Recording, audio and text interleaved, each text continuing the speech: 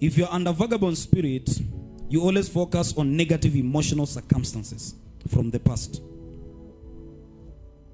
that you didn't have control over. So if you're a person that you find yourself, you dwell so much in the past, you want to, every time you go back into your past, it affects even your present. And those are deterrents to the promises of God. What God is saying present in your life is because your mind has been locked up into your past. Your mind has stayed into the things of the past. There's a mistake you did in the past, yet the enemy wants to voice that memory of your past.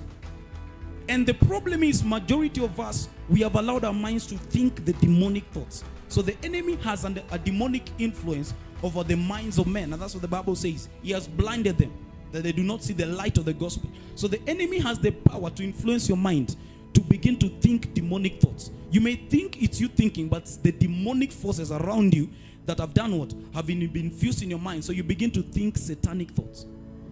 Have you ever been in a position you begin to think a thought and then you find yourself, no, your spirit begins to reject the thought? That means there's a demonic influence around you that is causing you to think that thought. And if you're not sensitive enough, that's what the enemy does. He begins to advertise something to you, slowly by slowly, to the point you begin to accept it. So if there are things that are not reflecting the glory of God in your life that you have agreed with, it means that that's been the presentation of the enemy that you've accepted over a long time. And that's what the enemy does.